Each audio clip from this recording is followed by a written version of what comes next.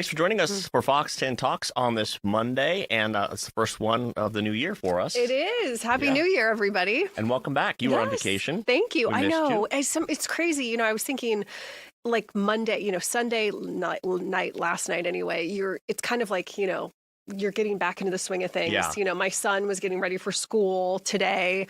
Party's over. I know it is. The party is over. But I was kind of sad about, sending him back to school. I know some parents really enjoy it. They're really excited about it. I was kind of sad, honestly, about it. Yeah, so, you like spending time with them at home. I do. It's nice when you guys are there together. I do. Yeah, I was kind of sad about it. But man, wow, so much has been going on in the last, just the last week, last couple of days. And honestly, really started, when we heard about what was going on in Venezuela. We're going to talk about that, of course. We're going to be joined by an expert to talk about how this all happened and really what is next for Venezuela and how much of a role the United States is going to be playing in that. So we'll talk to her in just a few moments. Yeah. And I didn't realize 30 million people live in Venezuela. That's quite a few people. Yeah. Huge population there. And a lot of folks relieved that Maduro is no longer in power. That's true. But then some questions as to, the legality of this, and Congress was not informed. And, right.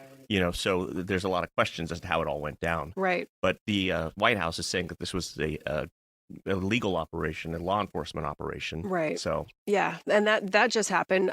There was some breaking news too out of Minnesota today, where Governor Tim Walz is saying that he's not going to be running for a third term. That would have been unprecedented. So he's deciding he's not going to for the DFL party, which is it's interesting. It's the Democratic Party, but it's the Farm and Labor Party. So he's saying I'm not going to run. There obviously was a scandal there, but the very popular Senator Amy Klobuchar is saying that she is going to run instead. Right. And so anyway, that was some breaking news today, just this Monday. So there's been a lot going on lately in the political world. Surprise announcement from Walz. I think he just basically said, with the climate that's going on right now, and he just feels like he wants to run out his term and walk away from it. So we mentioned the expert that we have on today to talk about the Venezuela situation. This is Kiron Skinner, a research fellow, Hoover Institution, and Taub Chair Professor for Pepperdine University. Thanks for joining us. There's a lot to talk about, but I guess what happens next is probably the key question. Yeah, and that was the other thing. I mean, I think the comments by Trump over the weekend to say that the U.S. is going to run Venezuela, that had a lot of people scratching their heads, frankly. Yes. Thanks for having me on. I wish I could be with you in Arizona, but I'm here in beautiful Malibu. So you may be a little bit jealous. Even though we're suffering from the rain. This has been a remarkable couple of days, and everyone is now pivoted to what comes next and Trump's statement about running Venezuela. But let's back up for a moment. I think and put this in larger context. President Trump has been talking about national sovereignty through his America First approach since he took office. Really, he began campaigning on this in 2016. The idea that the nation state is the core unit of analysis in the international system, and that it is the state that is responsible for the territorial and political integrity of the state. That the state is the place where peace, prosperity, opportunity, and citizenry takes place. I think we have to understand the Venezuela raid in terms of that fairly theoretical approach to the international system. There was not an interest in the U.S. in invading Venezuela or in removing Maduro. Trump has never talked about regime change as something that he was interested in around the world as a priority. As you know, he campaigned against the Iraq War in his first term and said it was in his first presidential campaign, or his 2016 campaign, and said it was the wrong conflict. But this is an issue from the standpoint of the Trump administration's national security team, where U.S. sovereignty is at stake. Infiltrating the nation with illicit drugs, with cartels, and with bad behavior from a leader who is seen to be at the center of it all is about national security national sovereignty. So I want to make that point because I think it gets to your fundamental question about what does it mean to say you're running Venezuela. I said it on air a couple of days ago. This is, in my view, not about an occupation or nation building, but a temporary transition so that what would naturally happen in a situation like this doesn't happen. And that is a political vacuum where the military begins fighting each other and you get bad actors coming into power, or you have a full-blown civil war.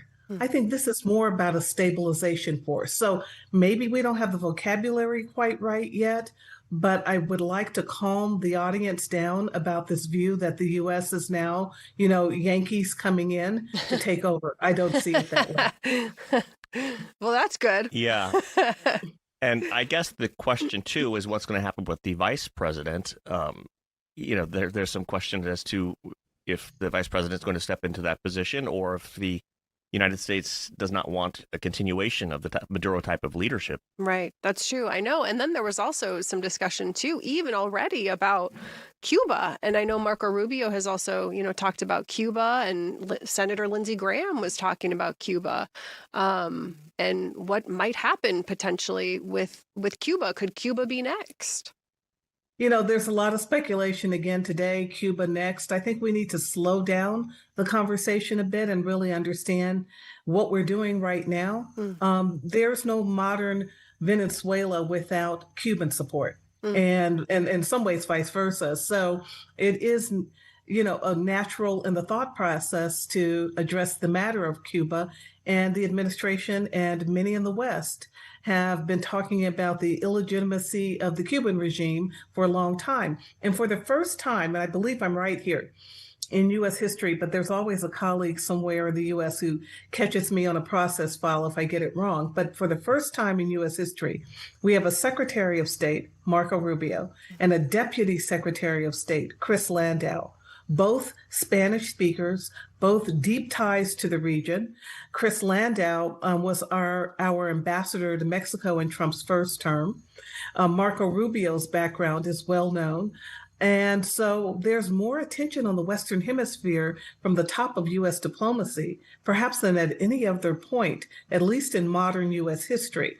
So there is an understanding, I'm trying to say, of Cuba in a deeper and more contextual way than perhaps some of the predecessors that occupied the seventh floor of the State Department.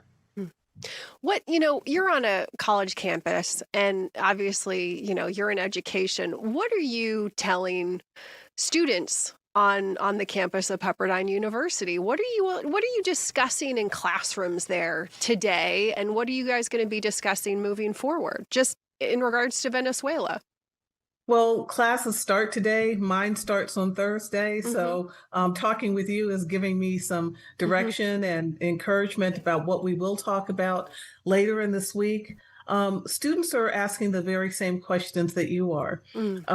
How long are we going to be in Venezuela? Is this actually a violation of the president's rule of non-intervention, of not, being involved in regime change and the things that he has said he was committed to? And I want to hear from them because I want to be able to understand their concerns and think more deeply about what U.S. policy should be. I write about these issues. I try to advise colleagues in and out of the administration on what I'm hearing and seeing and using history as a guide. My view is that America first, which is a component of this Trump doctrine, which I began to say in 2017 existed when no one else believed it, is still a work in progress. And what I think we see with the raid in Venezuela is that President Trump is captured by no one. The non-interventionists, the isolationists thought they were his guy, that he would never become involved in a potentially deeply kinetic activity and with boots on the ground anywhere in the world. The interventionists have wanted him to be full all the way into the Ukraine war, completely in step with Zelensky, and he is supported, but he has real doubts and concerns. I think this raid suggests to us that Trump is is making his understanding of geopolitical strategy based on the facts. And he's not committed to anyone's point of view, except the point of view that he thinks advances America's interest. And sometimes that means a more muscular policy than others would want.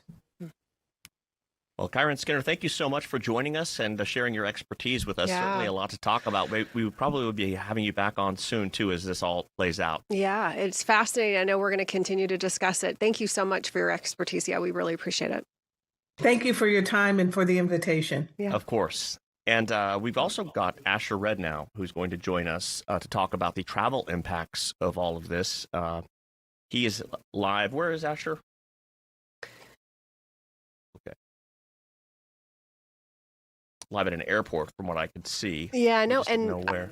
Atlanta. Yeah, and I think too we've heard that travel has been impacted. Some flights, some people are stuck in the Caribbean, I believe, yes, too, yeah. And there's just Asher. Because of it. So hey, Asher, let us know where you are and what's going on.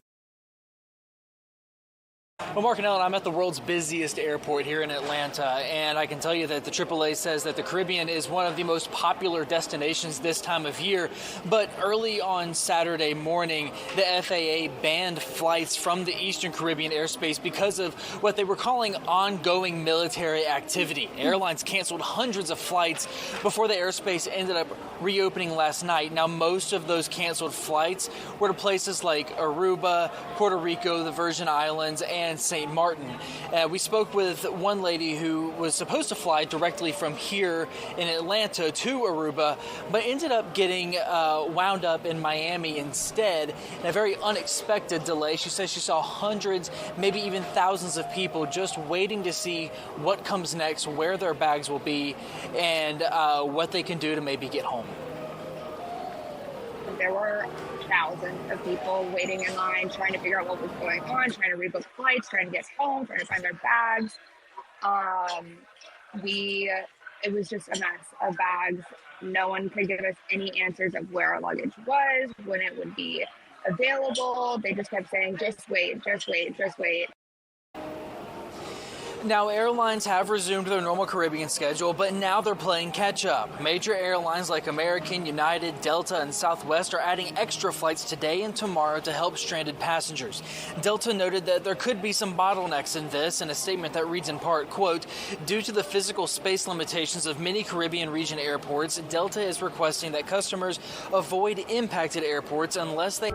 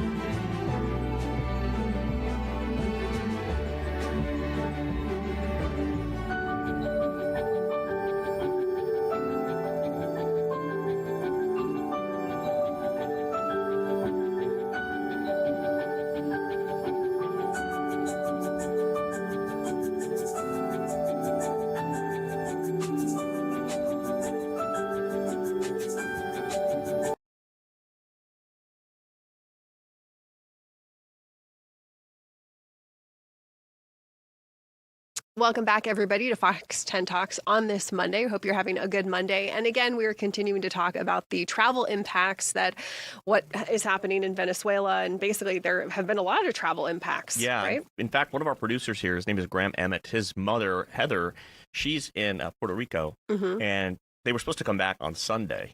Okay. And when all this happened, of course, they started making other plans, trying to figure out what to do.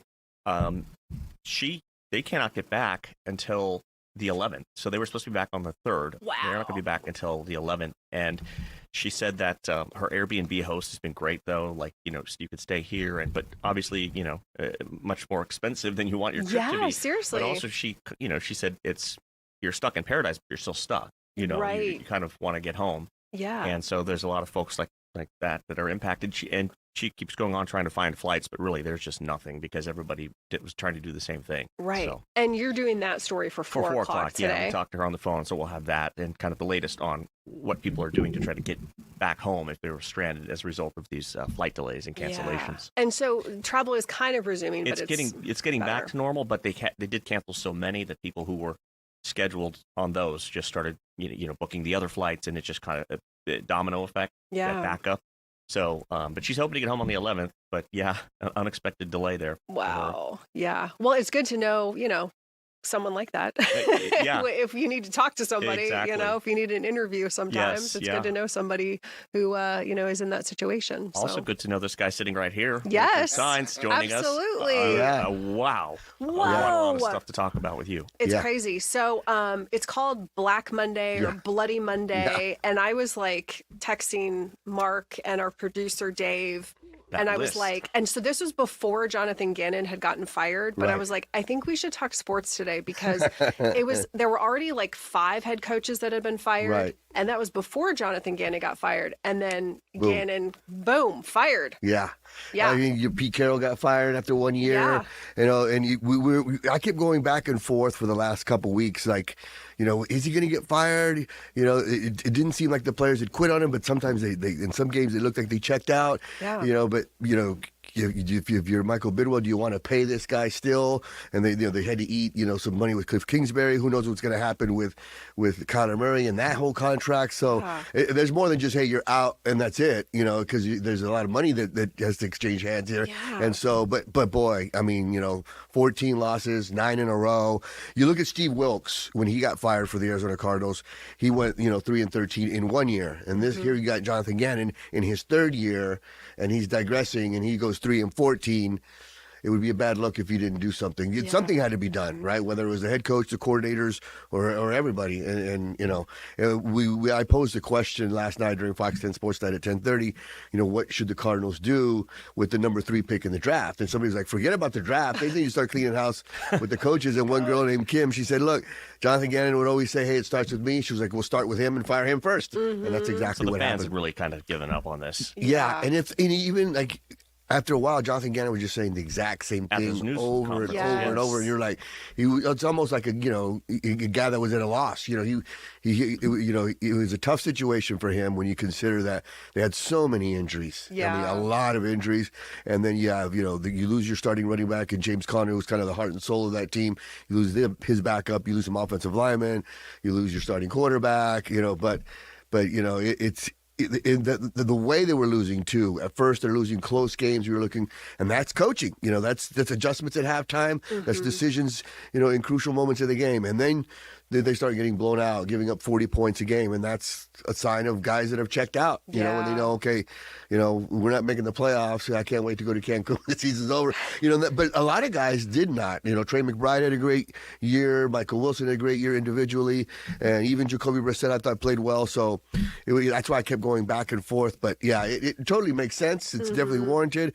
But I was surprised that he's going to eat that contract again. Yeah. There were a couple games for me. So there was one game where they blew the lead. Yeah. Like it was like that was like 5 in a row when they did that. It was like, but it was like the big Tennessee lead. game was the Tennessee game that you're just like, I can't believe they blew this game, and they blew it. Yeah. But then the other game was when he shoved. I can't remember. Amari DiMarcado, that same game when he. Now, mind you, he probably should have been shoved. Like I mean, it was like, dude, what are you doing? Yeah. You're an idiot. Right. Why did you do that? Yes.